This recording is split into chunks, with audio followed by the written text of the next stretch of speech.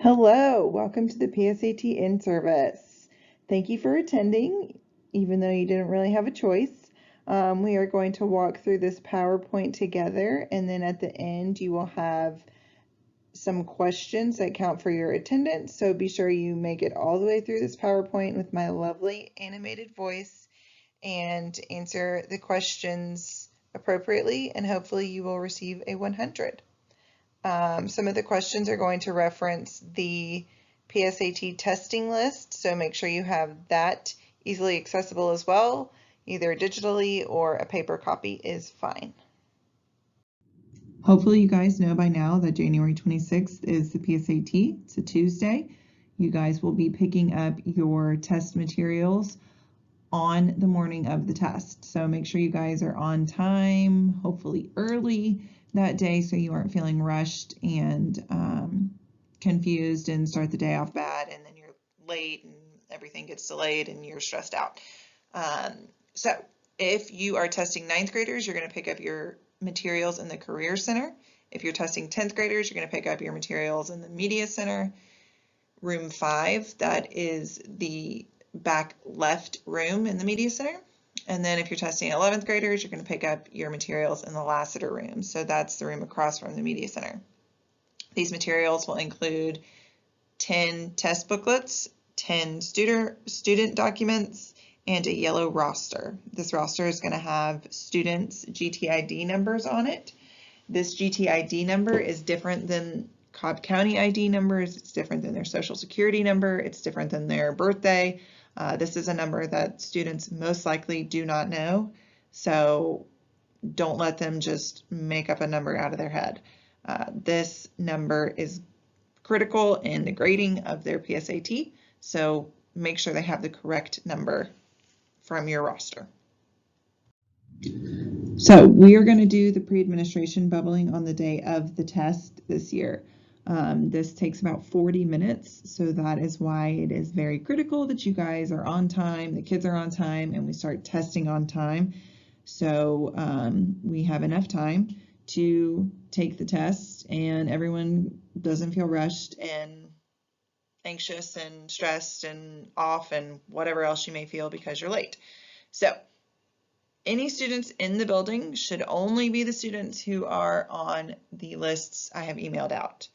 If a student's name is not on this list, they do not need to come to school that day. They cannot be in the building.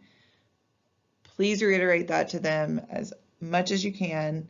Hopefully kids don't want to come to school when they're not supposed to be here, but I guess this year is unlike any other, so maybe they do. The students are going to need the school code as well as the Lassiter address, so I recommend you go ahead and write that on the board in your advisement room. They're going to need to fill that information in on their answer document, and they're also going to need to verify that the information on their label is correct. So their name and their grade level are the two most important things on that label. I think I said label already, grade level. Anyway, I've been going for a minute and a half. I'm not recording this slide over again. So again, grade level and name on their label are the most important things. What does their answer document look like? You may be asking yourself. Don't worry, got you here. All right, this is the front of their answer document. So that pretty red box I have highlighted is box 4, and that's where the school code is going to go. To the left of that, not highlighted, my bad, is the school address. And then right underneath that is where their label is going to be. Day of the test, your pre-administration bubbling is going to start on page 50 in your coordinator manual. You again can get a digital copy of this coordinator manual, or you can have a hard copy. We have plenty of them in the counseling office. After you start on page 50, you're going to jump to page 53 in the coordinator manual because all of our students are going to have labels. Box 14 on their answer document is where students will record their GTID number. Again, this is not their Cobb County ID number. It is the number on your yellow roster that you were handed the day of the test. So please reference that to give the students to fill in box 14 on their answer document. Where does it go on their answer document? Here's your answer. Inside left page of their answer document, box 14. This is what it looks like. This pretty red box right here. That's where their GTID number is going to go. In addition to their GTID number, students have to have the certification statement signed. You're going to go through this in the directions, so hopefully you don't skip over it. It's on page 71 in the manual, but this certification statement has to be signed by the students or their test is not going to be graded. Again, your manual, page 50, is where you're going to start the pre-bubbling, and then page 67 is where you're actually going to start the instructions for the test itself. Make sure you start testing as soon as possible. Again, the bubbling is going to take 40 minutes. The test takes about 3 hours. So if students don't start on time, we have the potential to not have enough time for them to take the test, and that's just a headache that we don't want to deal with. If you have a late student, as long as you are going through directions, they can still sit for the exam. If you're going through the pre-bubbling, they can still sit for the exam. If you are reading the instructions for taking the test, they can still sit for the exam. If you have told students, please begin the exam, they cannot sit down. If this happens, please send them to the Lassiter room and we will designate them somewhere to go or something to do. And here's your example of the certification statement. Well, where it will go. This is the back of an answer document. The certification statement is the bottom left, the big box here on the bottom left. That's where students have to sign their name, assuming they know cursive. If they don't, printing their name twice is fine. But students have to sign their name, print their name in the certification statement. And then in box A, they will fill in their form code. And then in box B, they will fill in their test ID. These two codes and IDs can be found on the back of test booklets. So each student has a form ID, a form code, and a test ID, and that's located on the back of their test booklet. Please make sure they fill in all 3 of these boxes before you take up their answer documents. Congratulations! You are all done administering the PSAT. What do I do now? Well, you're going to need to collect and sort your materials to give back to counseling. You need to separate your answer documents and your test booklets, all 10 of them, tedious task. Make sure that your answer documents are in alphabetical order via last name.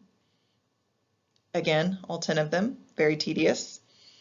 And check your 10 answer documents to make sure that students' labels are correct. They didn't mark anything. Their GTID number is filled in. Again, not their Cobb County ID. Their certification statement has been signed on the back. Their form code and test ID and school ID are all filled in. Make sure that students' names are also on their test booklets, and you are going to turn in your roster sheet, the yellow sheet, as your attendance sheet. So if somebody is absent, please make sure you write absent on that form, on that paper, and turn it back into us as well. Second round of examples here for you guys. Box 4, that's the school code, the code that you are going to put up on the board. 111983. That needs to be filled in for every student.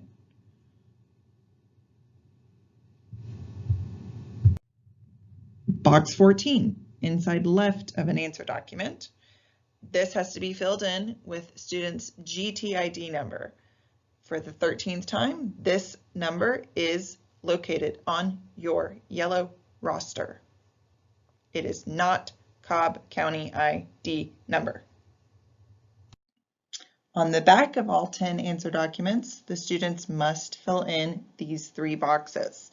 Form code is box A, test ID is box B. These can be found on the back of the test booklets. Students have a code, a form code, and a test ID on the back of their test booklet. The certification statement must also be signed, and their name must be printed underneath it. If all 5 of these things are not filled in on an answer document, that answer document is not graded and students will not get a PSAT score. So please make sure that you have all 5 of these boxes filled in on all 10 of your answer documents before you turn them in. After you've completed all of this fun stuff, you need to bring all of your materials back to the location you picked them up in. So your answer documents, all 10 of them, even if some were not used, your test booklets, all 10 of them, even if some of them were not used, your yellow roster that you used as an attendance sheet with GTID numbers and student signatures, or absent if they were not present. 9th grade advisements will need to turn in their materials in the Career Center, 10th grade advisements to Media Center Room 5, and Lassiter Room is where 11th grade testers will turn in their documents.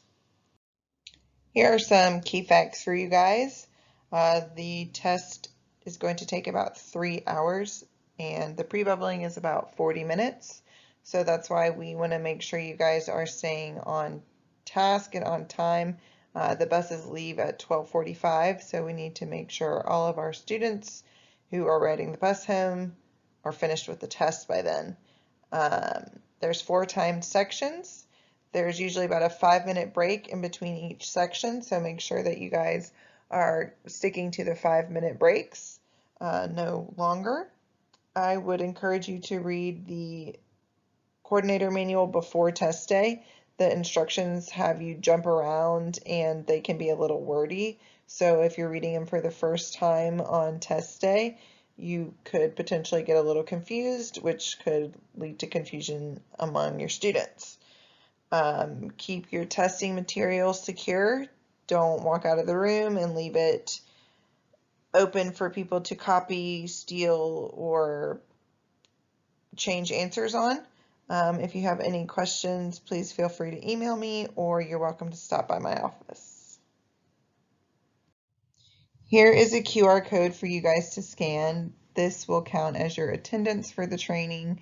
There's a few questions. Once you scan it, that will reference the PSAT testing list as well as this PowerPoint/video. So make sure you guys have access to those right now as well. Please complete the training no later than this Friday, January 22nd. But if you've made it this far, then you've completed the training. So congratulations. You don't have to listen to me anymore.